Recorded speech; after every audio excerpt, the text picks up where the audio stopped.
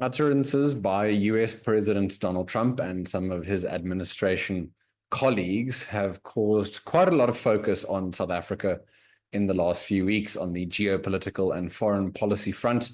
But we risk losing sight of domestic policy and ideological choices when we focus just on comments by world leaders, and then we don't apply the necessary pressure for those changes to be done in terms of domestic policy that would place South Africa on a better path going forward. One of the people who has done an excellent job at highlighting that in the last week, in between the maelstrom and the firestorm of the social media comments, is Mr. Terence Corrigan. Terence, thanks very much for being back here on the CRA channel. Terence, of course, at the Institute of Race Relations. And Terence, you wrote a piece published recently on Politics Web, to which we will link in the description below, in which you highlight some of these elements for people to keep in mind. Of course, the starting point here is the signing into law of the Expropriation Act by President Ramaphosa.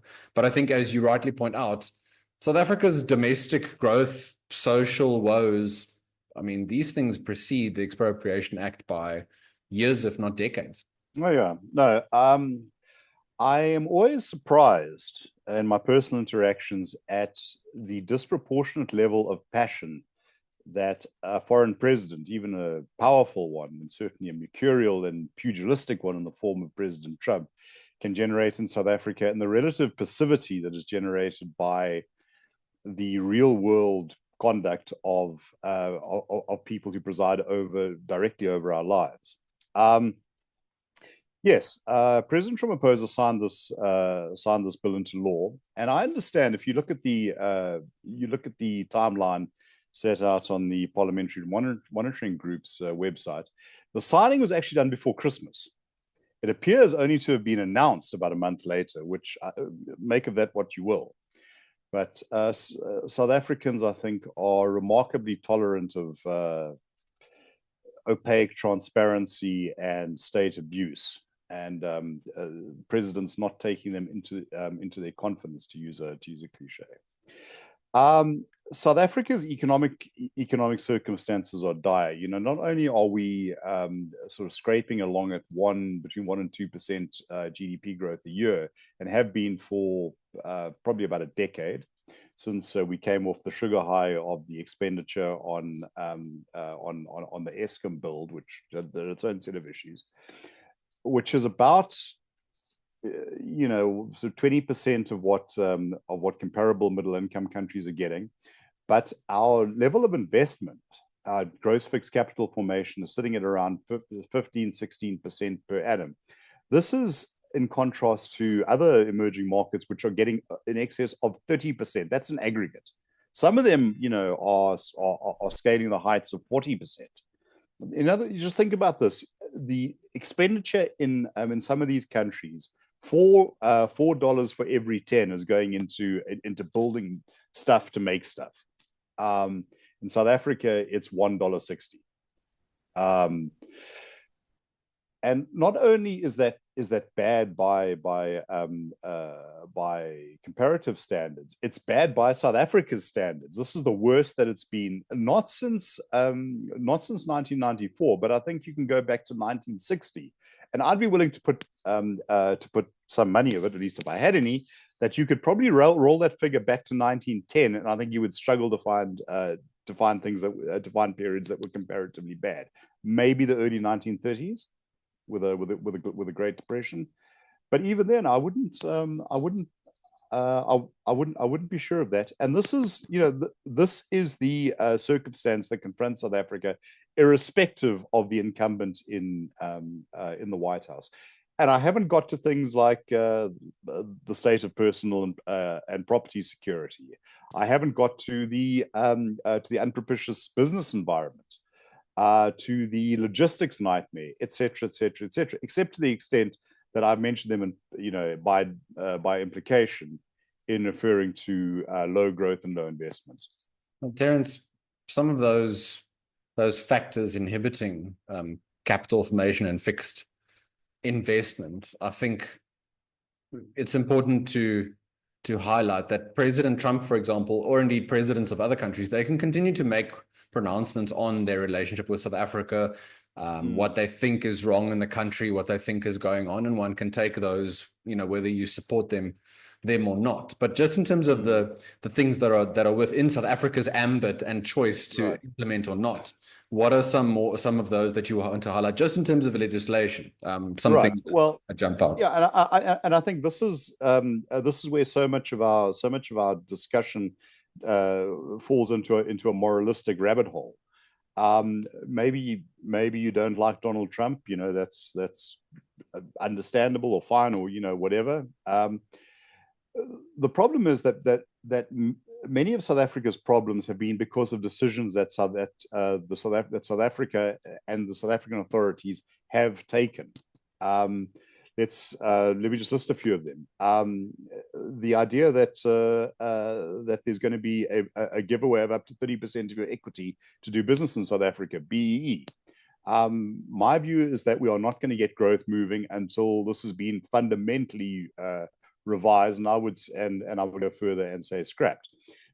We can talk about the state of the state. People forget that we didn't arrive at an inept administration sort of by accident or by default. There was a conscious choice made to politicize it as the overriding goal.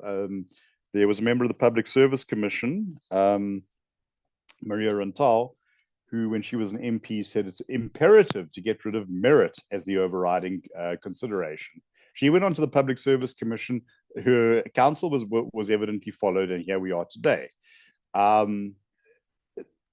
There's the collapse of state-owned enterprises because they were used for things other than their functions of logistics and power generation.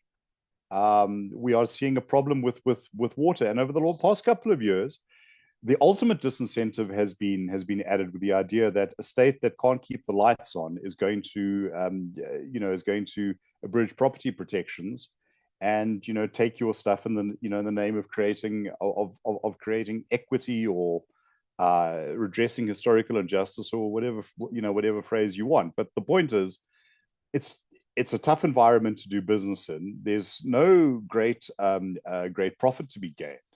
This is South Africa.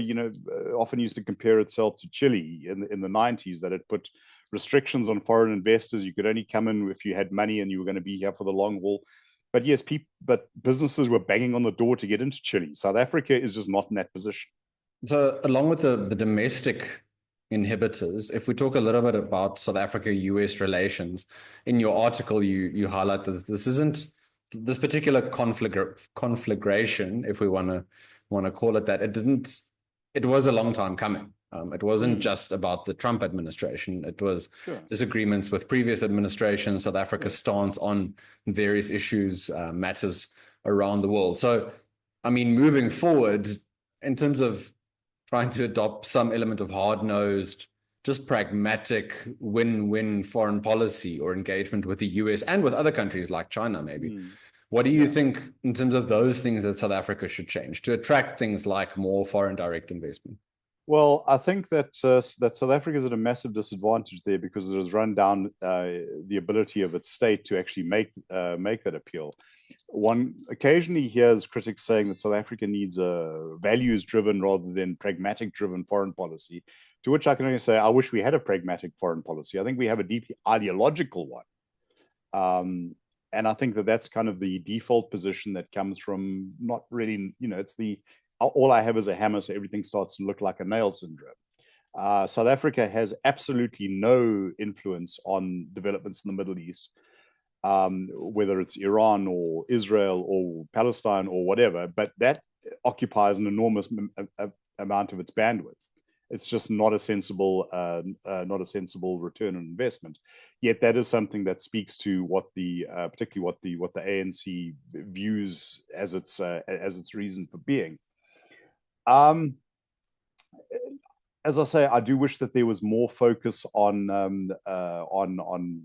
pragmatism, on understanding that investors or entrepreneurs or business people or whatever phrase you want to give them actually are only going to operate in an environment where they feel that they can turn a profit relative to the costs of doing business.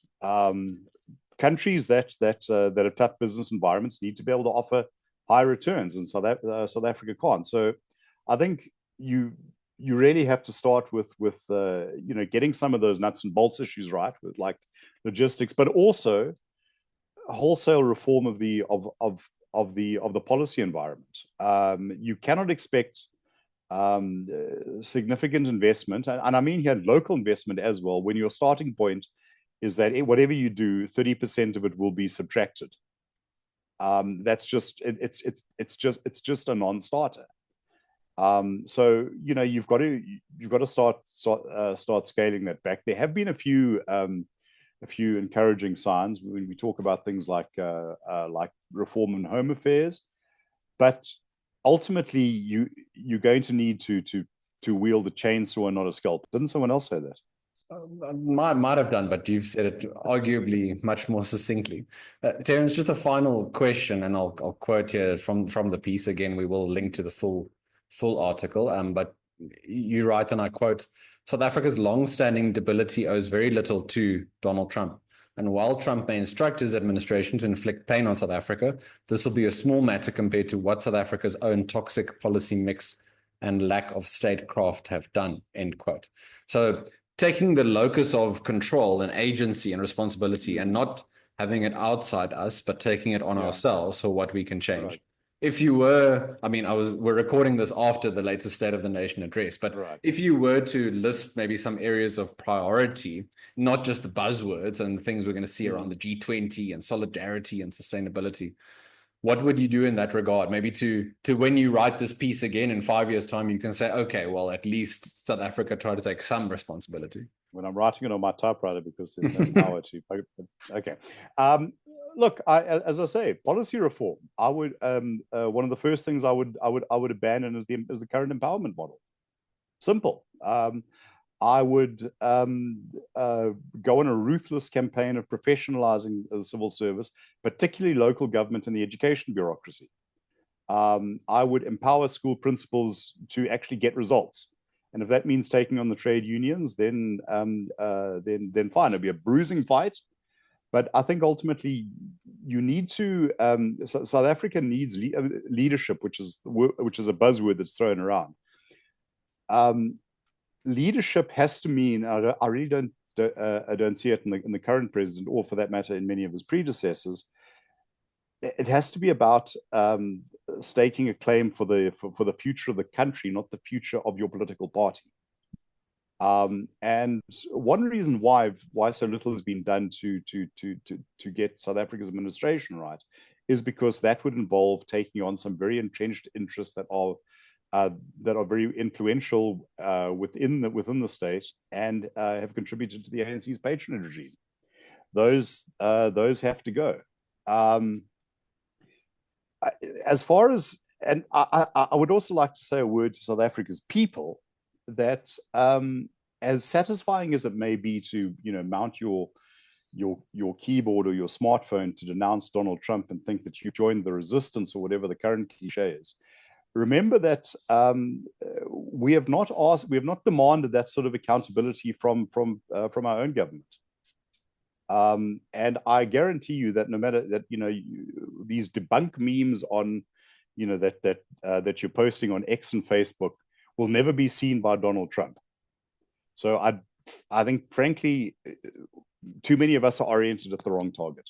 That's very wise advice. Let's see if we take that on board, not just wait for the government to give us the lead. Maybe we should give more impetus from a sort of grassroots idea. But I think this year and the continuation of the second Trump administration will afford countries like South Africa opportunities to do the right thing, to take that introspection and take the harsh gaze from Washington, or shy away from that and just double down on bad ideas and bad policy to the ultimate cost of the majority of citizens of those countries. But on that note, Terence, thanks very much for your insights. To all of you, thanks very much for watching, and we'll be back soon with more analysis from the CRA. Till next time, take care. Bye-bye.